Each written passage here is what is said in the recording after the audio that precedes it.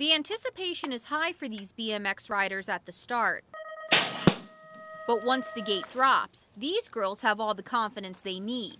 I think the hardest part is actually getting your confidence up to go and ride the track. You don't have to be scared because they're not that big of jumps and you could pedal over them.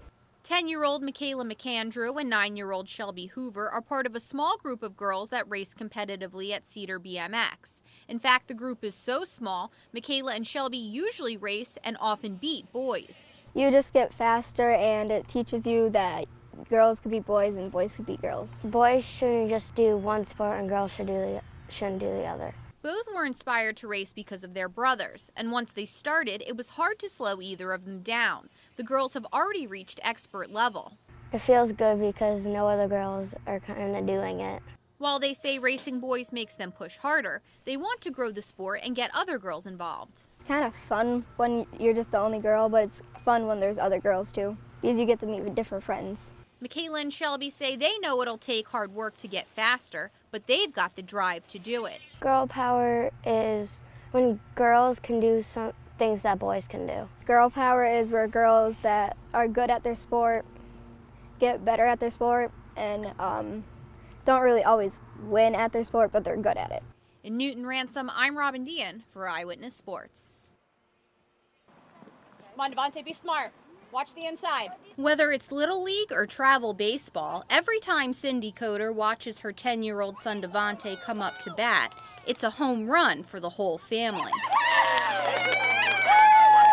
Travel ball adds a level of competition, but it also is, he has the opportunity to make new friendships.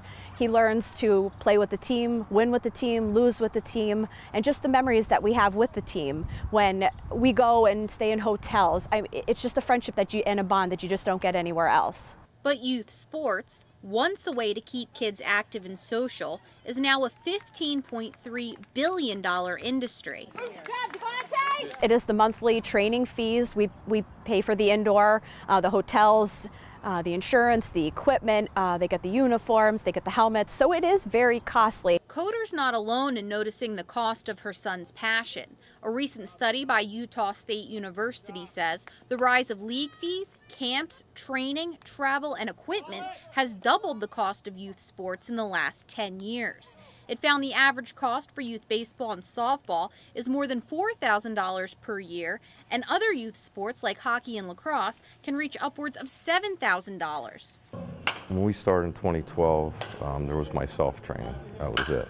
I'd say in probably every year we added at least 2 trainers a year. We're up to 8 now, so it's really busy.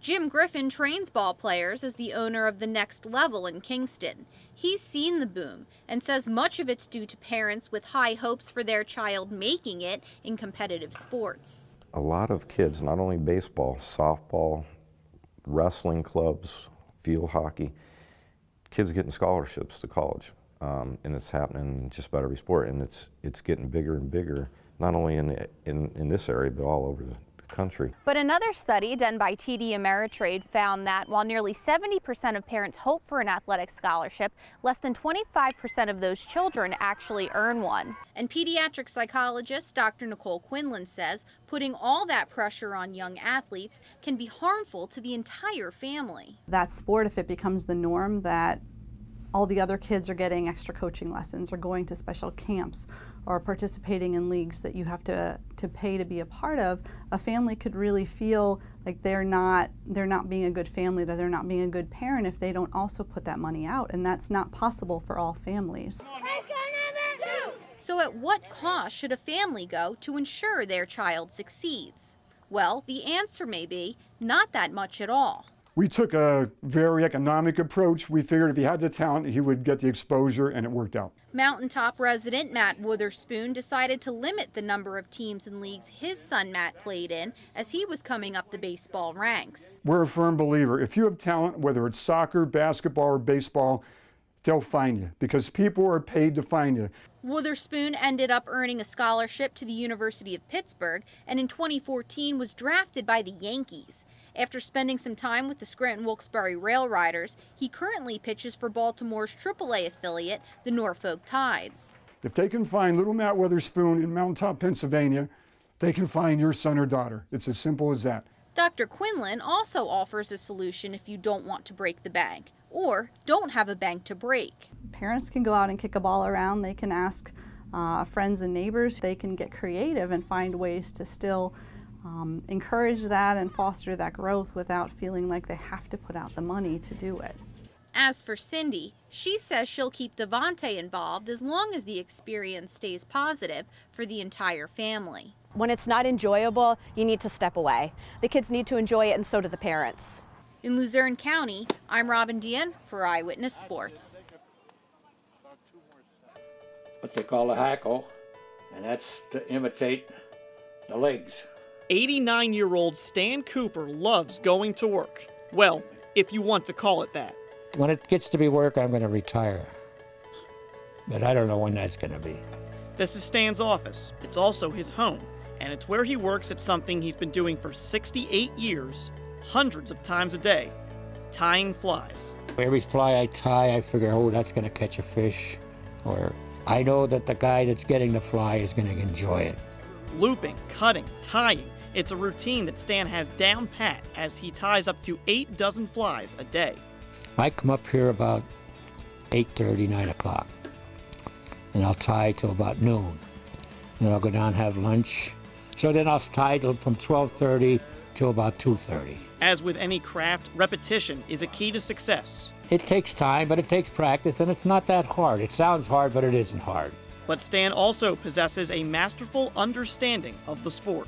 All these imitate a fly that's going to hatch. I can tell you, like the Hendrickson's going to hatch in the latter part of April. That is the first major hatch that we get. Fly fishing has opened all sorts of doors for Stan. He struck up a long friendship with baseball legend Ted Williams. That was taken on his porch of his cabin. He invited us down for dinner. I fished with him for about 10 years. It's a passion that was handed down by his father Stanley 8 decades ago after Stan served time in the Army. I used to sit and watch him at home because I fished a lot, and I just sat and watched him. And then when I come out of the service, he said, "You want to get into this?" And I said, "Yeah." And it's a legacy he still carries on through work every day. Well, I'm in my 2 million fly right now. I've over 2 million. My wife says, "You're going to work?" I said, "I'm going up to relax." I enjoy it so much. Sometimes I can't wait till I get up here to go to work.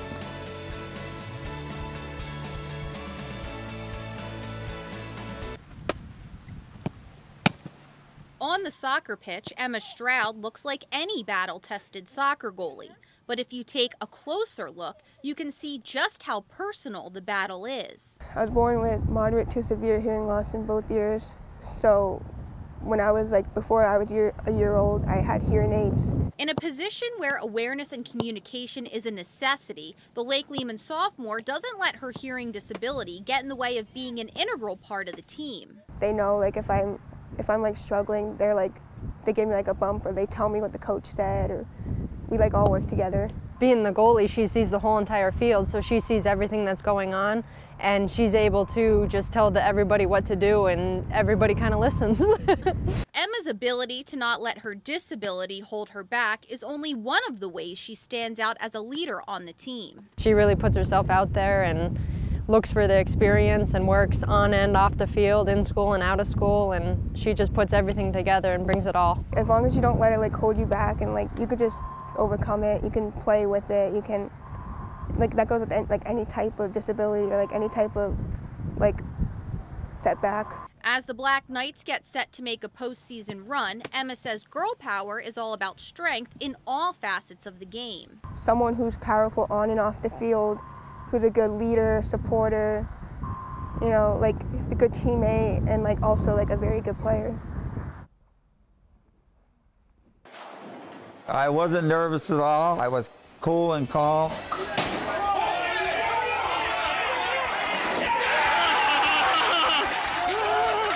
I knew what I had to do. I said to myself, get up there, throw a good ball, reach out good, get a good follow through, and throw it hard enough. That's a good one. And that's what I did. 11 games, with 11 strikes and no perfect game. So this one here last Monday, I got a perfect game on the 12th attempt. You gotta throw a decent ball. You gotta be in that area for strikes all the time, and then you can. Oh, how many times I've had good hits and they all didn't fall down. I just love the competition. I love getting up there, and when you need a couple strikes to win a game, it's a great feeling that you did it. I'm glad that I finally did it. It happened. It happened. You don't get no message that it's going to happen tonight. You know, you just get out there and you start rolling strikes, and then you realize, hey, I'm doing good. I got a chance for a perfect game here.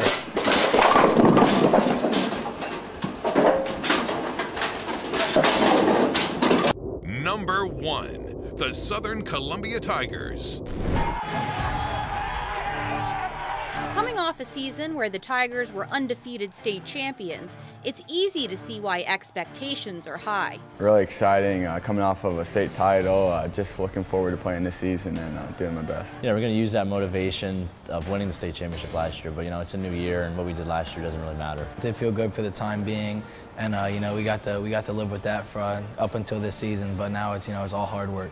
Running back Gage Garcia, quarterback Stone Hollenbach, and receiver Julian Fleming all returned to the roster, and head coach Jim Roth says they're bigger and stronger. Julian Fleming is the most celebrated recruit that we've ever had in the history of the program, with the amount of offers he has right now. And he's about 30 pounds heavier than he was last year. You know, we get everybody's best shot, but I mean, you wouldn't want any other way. You know, having the target on your back, you know, it just pushes you and your teammates as well. Diversity on offense will take some of the pressure off Fleming's shoulders. Hollenbach now has 2 Garcias in the backfield with the addition of Gavin. Yeah, it's going to be cool. Hopefully we can win a state title together, and he's my brother, so I love him and stuff, so hopefully we can do good. Great to have skilled people everywhere that I trust that I can throw the ball to or hand off to, and you know they're going to go for big gains. Despite the hype surrounding this team and individual players, head coach Jim Roth says his approach doesn't change. It's all about staying humble and taking it one game at a time. It's a cliche, but you have to figure out a way of making your players do that, because obviously high school kids, you know, when they're ranked #1 by media sources and they hear a lot of this noise from the parents, fans, community, it's going to have an effect on them. With a few holes to fill on the line, these Tigers are confident they can step up to the challenge as Southern Columbia goes for an unprecedented 9th PIAA state title. We're preached all about tradition here at Southern, so it means a lot just to be a part of the tradition and hopefully carry on the legacy of Southern.